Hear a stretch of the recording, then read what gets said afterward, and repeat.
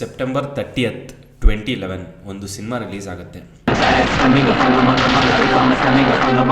ಮೊದಲನೇ ಬಾರಿಗೆ ಕನ್ನಡ ಇಂಡಸ್ಟ್ರಿಯಲ್ಲಿ ಒಬ್ಬ ಆ ಚಿತ್ರದ ನಾಯಕ ನಟ ಜುಡಿಷಿಯಲ್ ಕಸ್ಟಡಿಯಲ್ಲಿದ್ದಾಗ ರಿಲೀಸ್ ಆಗಿರುವಂಥ ಚಿತ್ರ.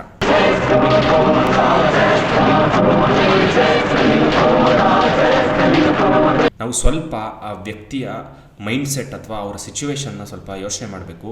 ಅದು ಒಂದು ಡೂ ಆರ್ ಡೈ ಸಿಚುವೇಶನ್, ಮಾಡು ಇಲ್ಲ ಮಡಿ ಪರಿಸ್ಥಿತಿ.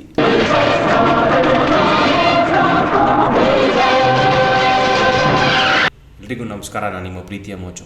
ಇವತ್ತು ನಾವು ಸಾರಥಿ ಚಾಲೆಂಜಿಂಗ್ ಸ್ಟಾರ್ ದರ್ಶನ್ ಅವರ ಚಲನಚಿತ್ರ ಸಾರಥಿ ಅದರ ಬಗ್ಗೆ ಮಾತಾಡ್ತಾ ಇದ್ದೀವಿ. ಯಾಕೆ ಅಂತ ನಿಮ್ಗೆ ಆಲ್ರೆಡಿ ಗೊತ್ತಿರುತ್ತೆ. ಸೊ ಚಾನಲ್ಗೆ ಹೊಸಬ್ರಾಗಿದ್ದರೆ ದಯವಿಟ್ಟು ಸಬ್ಸ್ಕ್ರೈಬ್ ಮಾಡಿ. ನಿಮ್ಗೆ ಇಷ್ಟ ಆಗಿಲ್ಲ ಅಂದರೆ ಯಾವಾಗ ಬೇಕಾದರೂ ಅನ್ಸಬ್ಸ್ಕ್ರೈಬ್ ಮಾಡ್ಬೋದು. ಸಾರಥಿ ಚಿತ್ರದ ನಿರ್ದೇಶಕರಾದಂತಹ ದಿನಕರ್ ದೊಗುದೀಪ್ ಅವರ 3ನೇ ಸಿನಿಮಾ ಇದು. ಅದಕ್ಕಿಂತ ಮುಂಚೆ ಅವರು ಜೊತೆಯಲ್ಲಿ ಹಾಗೆ ನವಗ್ರಹ ಅಂತ ಸಿನಿಮಾಗಳು ಮಾಡಿದರು. ಎರಡು ಡಿಫ್ರೆಂಟ್ ಜಾನರ್ಸ್. ಸೊ ಮೊದಲನೇ ಬಾರಿಗೆ ಒಂದು ಕಮರ್ಷಿಯಲ್ ಎಂಟರ್ಟೈನರ್ ಚಿತ್ರ ಮಾಡಬೇಕು ಅಂತ ನಿರ್ಧಾರ ಮಾಡ್ತಾರೆ. ಸೊ ದರ್ಶನ್ ಅವ್ರಿಗೆ ಅವ್ರ ಮೇಲೆ, ದಿನಕರ್ ಅವ್ರ ಮೇಲೆ ತುಂಬ ನಂಬಿಕೆ ಇರುತ್ತೆ. ಯಾಕಂದರೆ ಅವರು ಆಲ್ರೆಡಿ 2 ಬಿಗ್ ಸಕ್ಸಸ್ನ ಕೊಟ್ಟಿದ್ದರು ಚಿತ್ರತಂಡಕ್ಕೆ. ಸೊ ಸಾರಥಿ ಒಂದು ಕಮರ್ಷಿಯಲ್ ಎಂಟರ್ಟೈನರ್. ಇದು ಮೇಯ್ನಾಗಿ ಇನ್ಸ್ಪೈರ್ ಆಗಿರೋದು ಲಯನ್ ಕಿಂಗಿಂದ ಅಂತ ಎಲ್ಲರಿಗೂ ಆಲ್ರೆಡಿ ಗೊತ್ತಿದೆ.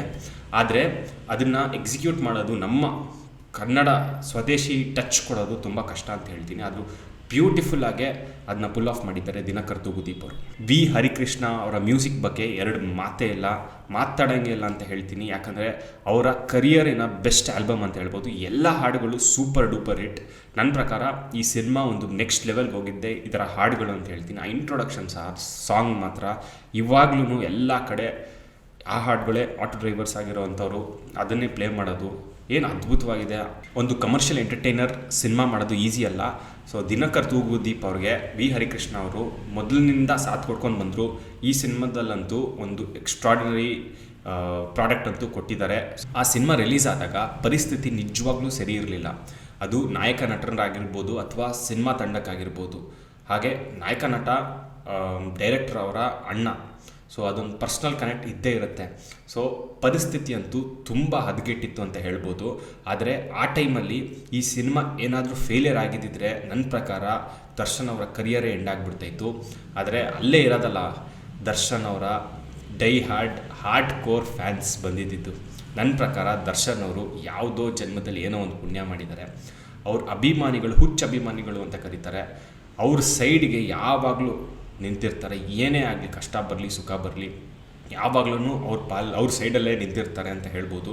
ಆ ಚಿತ್ರನ ಒಂದು ಮ್ಯಾಸಿವ್ ಹಿಟ್, ಒಂದು ಬ್ಲಾಕ್ ಬಸ್ಟರ್.